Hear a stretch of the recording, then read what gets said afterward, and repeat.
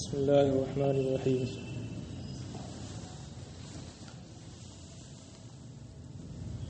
من یظلم اللؤماء فی تکلیفہم ان یصبحوا وهم له اکفاء. لئیم کی جمع لؤما. لئیم یہ کریم کی ضد ہے. کمینہ، ناقص.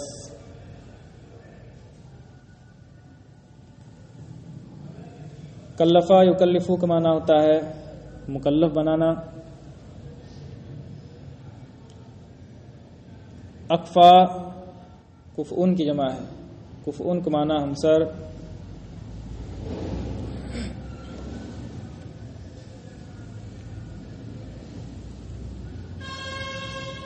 من اس میں موصول الذی کے معنی میں ہے. مبتدا محذوف کی خبر ہے. هو الذی یظلم اللؤماء فی تکلیفی.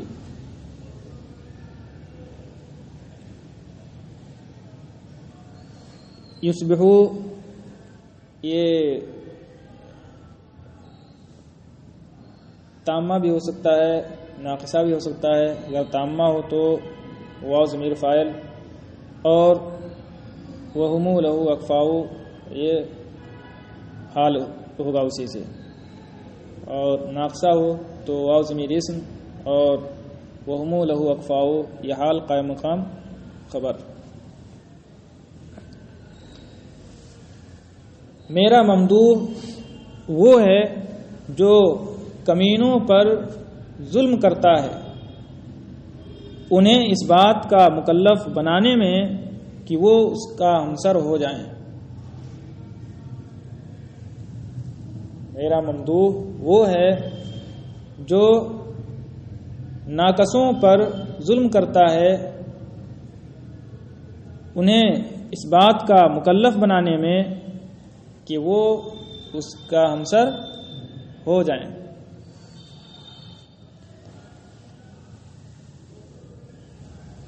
یعنی ناقص اور کمینے میرے ممدوح کے ساتھ تشبہ اختیار کرنے کی کوشش کرتے ہیں، جبکہ وہ اس پر قادر نہیں ہیں، وہ ایسا نہیں کر سکتے ہیں. تو انہیں اندر ہی اندر تکلیف ہوتی ہے اور وہ حسد کی آگ میں جلتے رہتے ہیں.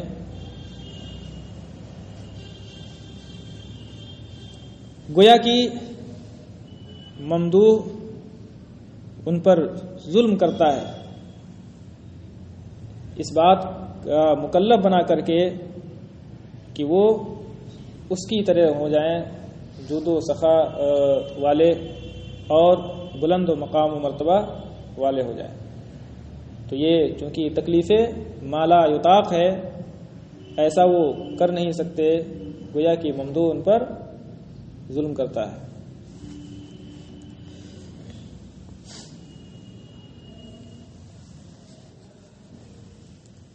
اس شعر میں متنبی جو اپنے ممدوح کے مدح میں من یظلم اللؤماء لایا،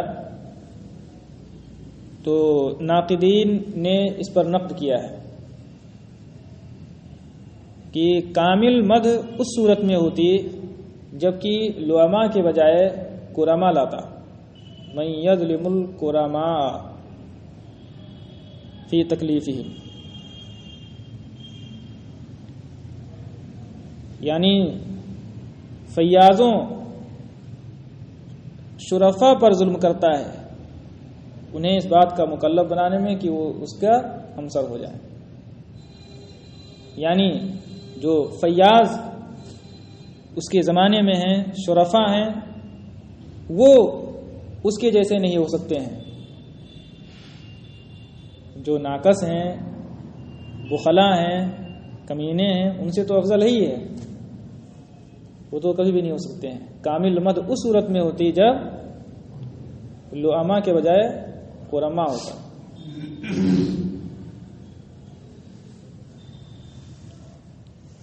لیکن اس کا جواب یہ بھی دیا گیا ہے کہ اس کے بعد والے شعر میں جو مذکور ہے وہ بِضِدِّهَا تَتَبَيَّنُ الْأَشْيَاءُ، اور اشیاء اپنی ضد کے ذریعے، اپنی ضد کے سبب ظاہر ہوتی ہیں، پہچانی جاتی ہیں۔ اگر یہاں لؤما کے بجائے کرما ہوتا تو جو بعد والے شعر میں بِضِدِّهَا آیا ہے اس شعر میں ضدیت حقیقی اجاگر نہ ہوتی، اس لیے یہاں کرما کے بجائے لؤما ذکر کیا گیا ہے۔ وَنَدِيمُهُمْ وَبِهِمْ عَرَفْنَا فَضْلَهُ وَبِضِدِّهَا تَتَبَيَّنُ الْأَشْيَاءُ۔ ذام یزیم زیمن و زامن، اس کا معنی ہوتا ہے مذمت کرنا، برائی کرنا۔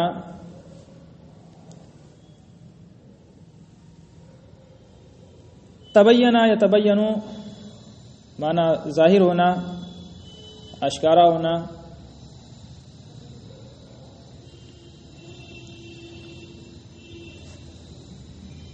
بِضِدِّهَا میں جو ہا ضمیر ہے یہ لوٹ رہی ہے الاشیاء کی طرف، اور اضمار قبل الذکر رتبتاً لازم نہیں آئے گا، لفظاً اگرچہ ہے، اس لیے کہ اصل ترتیب یہ ہے تتبین الاشیاء بِضِدِّهَا، تو رتبتاً بِضِدِّهَا کیا ہے؟ بعد میں ہے، ٹھیک ہے، اس لیے رتبتاً اضمار قبل ذکر لازم نہیں آئے گا، صرف لفظاً ہے۔ ہم اور بہم کی ضمیر، بہم یہ جو دونوں جو ضمیریں ہیں یہ لوٹ رہی ہیں لؤما کی طرف۔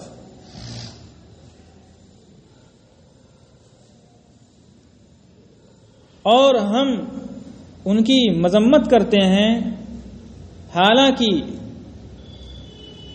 انہی کی وجہ سے ہم نے ممدوح کے فضل و کمال کو جانا۔ سخاوت کا علم کیسے ہوا؟ صرف سخاوت ہی سخاوت ہوتی تو بخل کا وجود نہ ہوتا، تو سخاوت جانتے ہیں ہم، اسے سمجھتے اسے کب ہم سخاوت سمجھنے لگے فیاضی؟ جب ہمیں بخل کا علم ہوا، کنجوسی کا علم ہوا،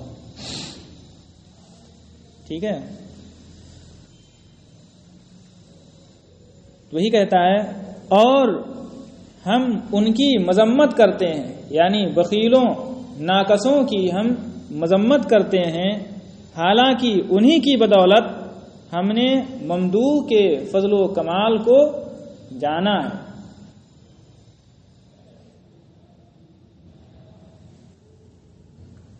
اور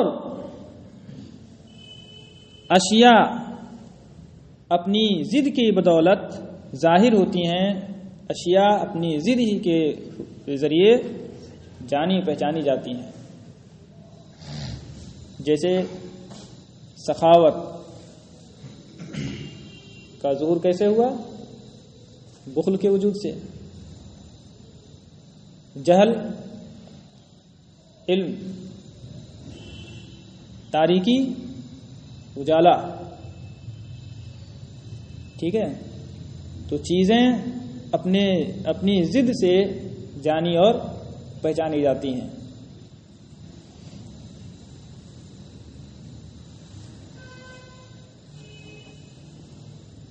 من نفعه فی ان یحاجا وضره فی ترکه لو تفتن الاعداء۔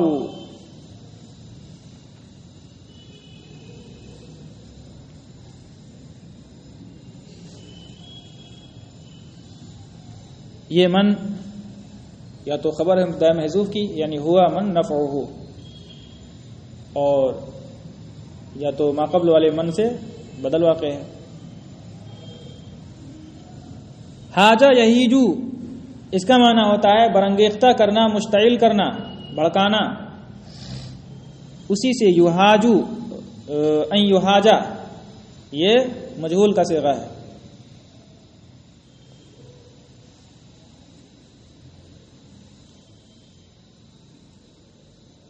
فتنہ یفتنو کا معنی ہوتا ہے سمجھنا. اعداء عدو کی جمع ہے.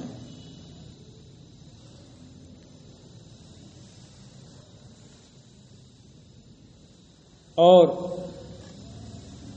لو تفتن الاعداء یہ شرط ہے اور اس کی جزا محذوف ہے، یعنی لو تفتن الاعداء لا ترکو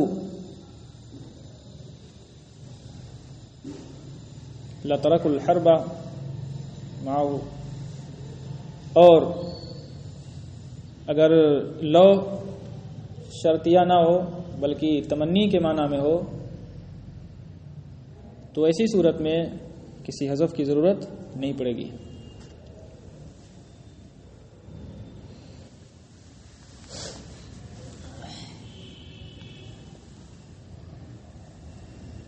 فی ان یحاجا یہ نفع سے متعلق ہے، ٹھیک ہے، یعنی ہوا من نفعه فی ان یحاجا تو ہوا مبتدا اور من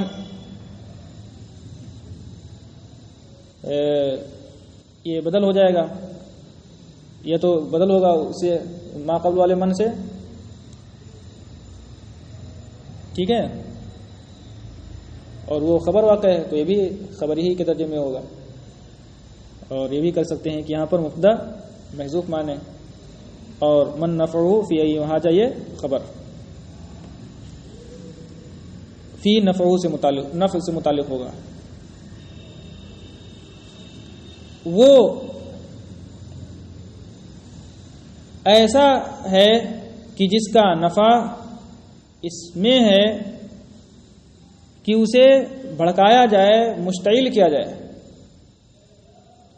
ممدوح ایسا شخص ہے کہ جس کا فائدہ اس میں ہے کہ اسے لڑائی پر ابھارا جائے، اور اس کا نقصان اس میں ہے کہ اسے چھوڑ دیا جائے. کاش دشمن سمجھتے.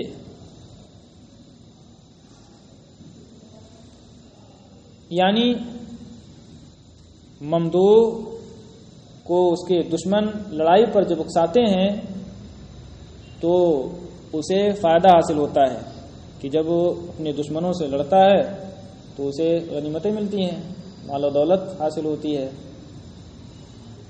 تو اسے لڑائی پر اکسانے میں ممدوح کا فائدہ ہوتا ہے، اور جب وہ لڑائی پر نہیں اکساتے ہیں دشمن تو ایسی صورت میں اس کا نقصان ہوتا ہے کہ اسے غنیمتیں نہیں ملتی ہیں. تو اگر دشمن یہ سمجھتے کہ لڑائی پر اکسانے میں اس کا فائدہ ہوتا ہے، نہ اکسانے میں نقصان ہوتا ہے، تو اسے لڑائی پر نہ اکساتے، لڑائی کے لیے مشتعل نہ کرتے، ٹھیک ہے، اور اس طرح اس کا نقصان ہوتا. تو نقصان پہنچانے کے لیے دشمن اسے لڑائی پر نہ اکساتے اگر سمجھتے تو.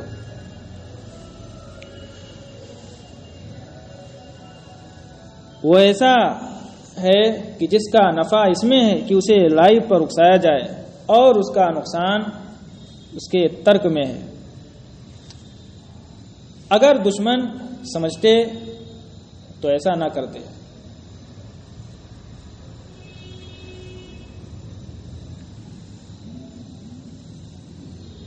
فالسلم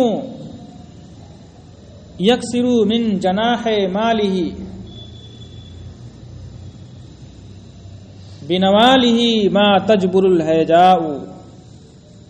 سلم اور سلم اس کا معنی ہوتا ہے صلح، سین کے فتح کے ساتھ بھی اور کسرے کے ساتھ بھی آتا ہے. کسرہ یکسر کا معنی توڑنا، اس کی جد جبر ہے جس کا ذکر بعد میں ہے. جبرا یجبرو ٹوٹے ہوئے کو جوڑنا، اصلاح کرنا. نالا ینولو نوالن،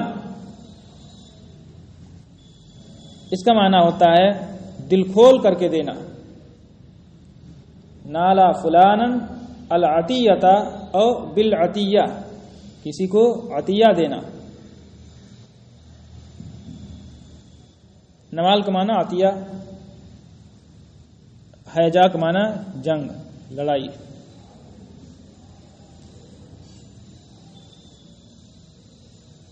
ما تجبرو الہیجاؤ، یہ ما مفعول بھی واقع ہے، یکسرو کا منصوب ہے.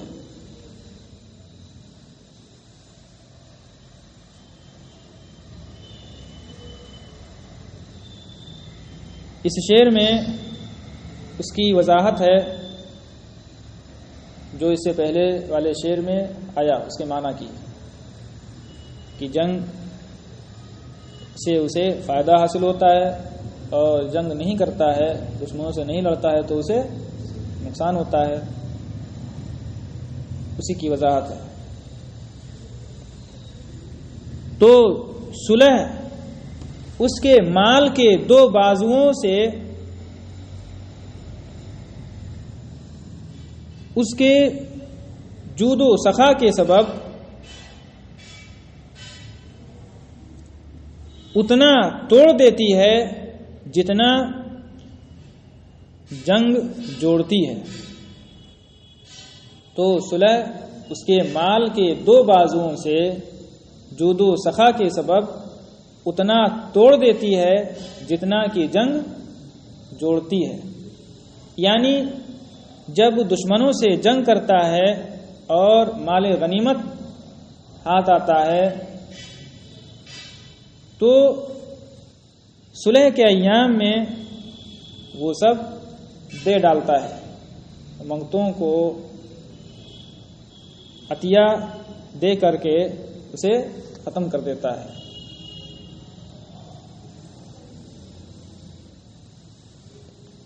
جناحین تھا، نون اضافت کی وجہ سے گر گیا ہے. جناح کا معنی بازو. مال کو تشبیہ دی ہے جناح الطیر سے، پھر مشبہ بھی کو حذف کر دیا اور اس کا لازم جناح کو ذکر کیا ہے، لہذا یہ استعارہ بالکنایہ ہے.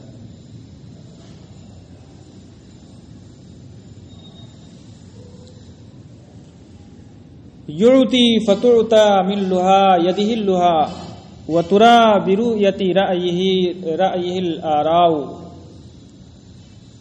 آتا یعطی اعطان دینا. لوہا لہوتن کی جمع ہے، لوہا کا معنی عطیہ.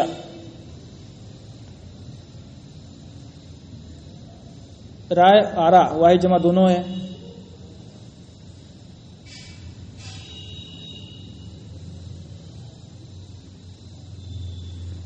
وہ نوازتا ہے، دیتا ہے تو اس کے ہاتھ کے عطیات سے عطیات دیے جاتے ہیں. وہ دیتا ہے، نوازتا ہے منگتوں کو تو اس کے ہاتھ کے دیے ہوئے عطیات سے عطیات دیے جاتے ہیں اور اس کی رائے کو دیکھ کر کے رائیں قائم کی جاتی ہیں. پہلے والے مصرے سے اس بات کا کنایہ کیا ہے کہ ممدوح نہایت سخی اور فیاض ہے. اتنا فیاض اور سخی ہے کہ وہ جس کو دیتا ہے اسے اتنا دے ڈالتا ہے کہ وہ خود دوسروں کو نوازنے لگتا ہے اور عطیات دینے لگتا ہے. اتنا مالا مال ہو جاتا ہے اس کے در کا منگتا کہ وہ خود دوسروں کو عطیات سے نوازنے لگتا ہے. تھوڑا موڑا نہیں دیکھتا ہے، ایک دو سکہ. اور دوسرے والے مصرے سے اس بات کا کنایہ ہے کہ وہ صواب الرائے ہے، درست رائے والا ہے، عقل کامل لگتا ہے. جو رائے قائم کرتا ہے وہ رائے بالکل صحیح ہوتی ہے، لہذا اسے اس کی رائے کو دیکھ کر کے رائیں قائم کی جاتی ہیں۔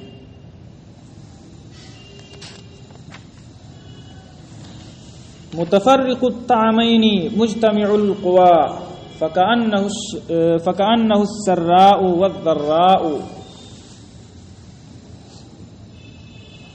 طعم کا معنی ذائقہ، جمع طعوم، تثنیہ یہاں پر ہے، قوا قوت کی جمع ہے، سرا ررا جانتے ہی ہیں، خوشحالی اور تندرستی،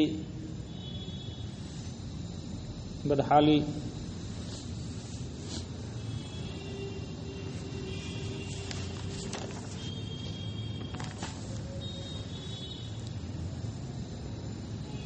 متفرق الطعمین اے ہوا متفرق الطعمین،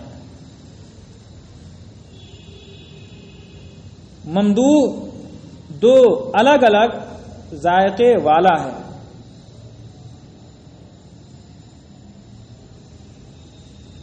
اس کی قوتیں یکجاں ہیں، تو گویا کہ وہ خوشحالی بھی ہے اور تندرستی بھی ہے،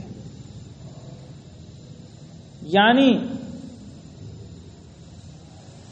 وہ دو الگ الگ ذائقے رکھتا ہے، حلاوت بھی اور کڑواہٹ بھی، تلخی بھی۔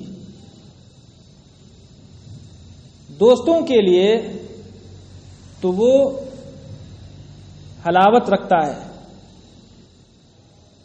اور ان کے لیے خوشحالی ہے کہ ان کی مدد کرتا ہے، ان کا تعاون کرتا ہے، اور دشمنوں کے لیے کڑواہٹ اور تلخی ہے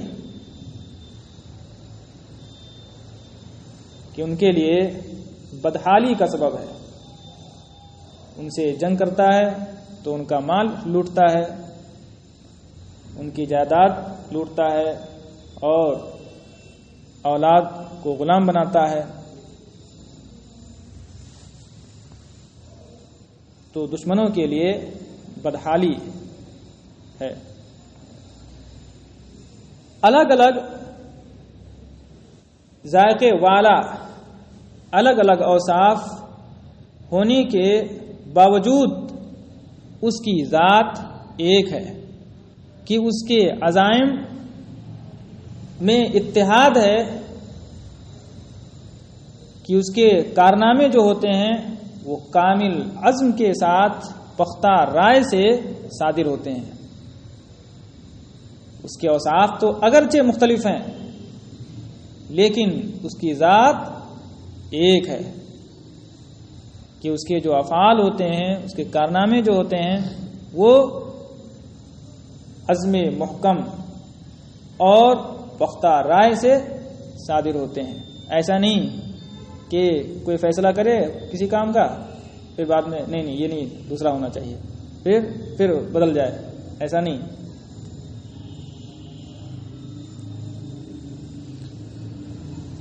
وَكَأَنَّهُ مَا لَا تَشَاءُ عُدَاتُهُ مُتَمَثِّلًا لِوُفُودِهِ مَا شَاءُ۔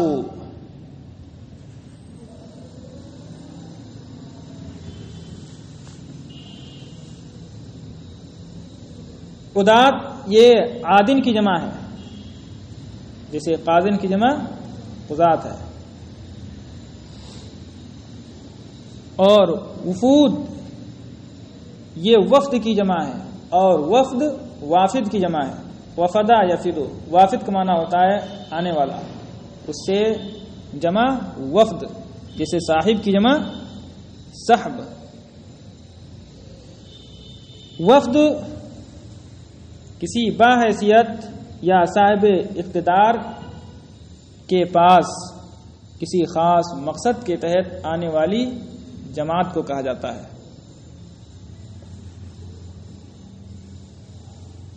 اور تمثلا یا تمثل الشیء، اس کا معنی ہوتا ہے ذہن میں کسی چیز کا نقشہ آنا۔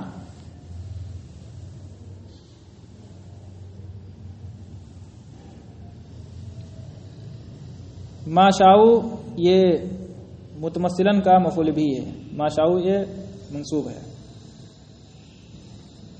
لوفودی متعلق ہو جائے گا متمثلاً سے.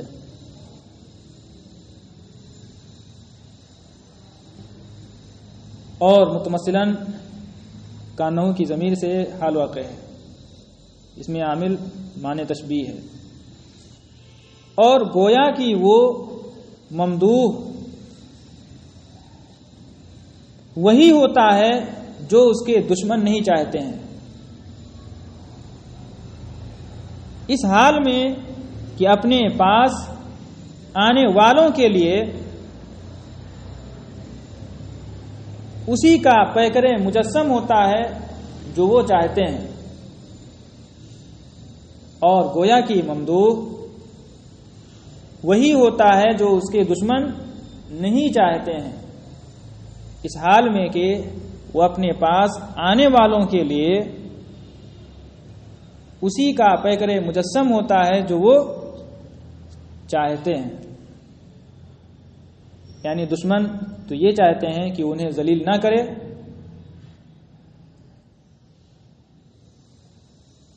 ان کا مال نہ لوٹے، انہیں قتل نہ کرے،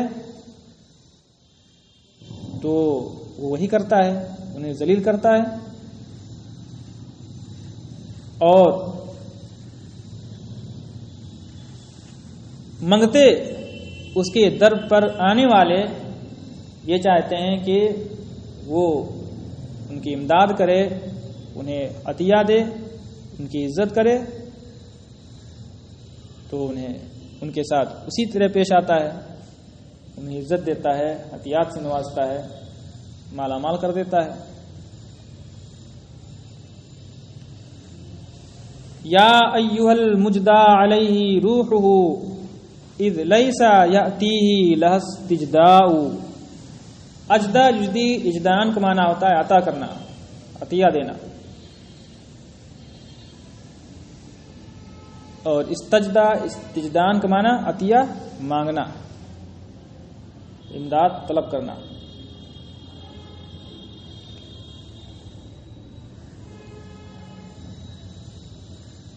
اے وہ شخص جس کی روح اسے عطا کر دی گئی ہے،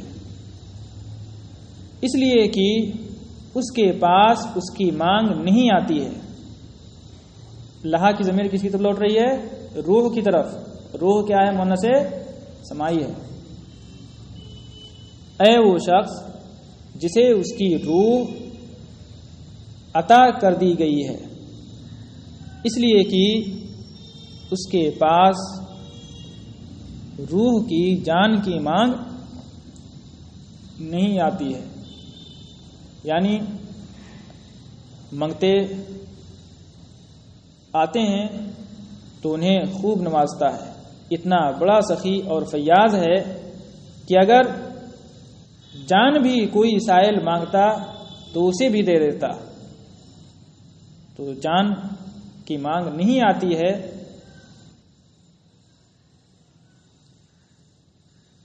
اسے کسی نے نہیں طلب کیا، گویا کہ اس کی روح اسے عطا کر دی گئی. کیونکہ نہ طلب کرنا، نہ مانگنا، روح کو نہ مانگنا یہ عطا کرنے کے مترادف ہے. اسی کی وضاحت ہے اس شعر میں. احمد عفاتک لا فجعت بفقدہم فلترک ما لم یأخذوا اعطاء. حمیدہ احمد، تعریف کرنا، شکر ادا کرنا. عافین کی جمع عفات، جیسے داعین کی جمع دعات. عفا یعفو، عفوت الرجل بمعنی سألتہ، مانگنا، سوال کرنا. اور فجع یفجع اس کا معنی ہوتا ہے دل دکھانا، تکلیف پہنچانا.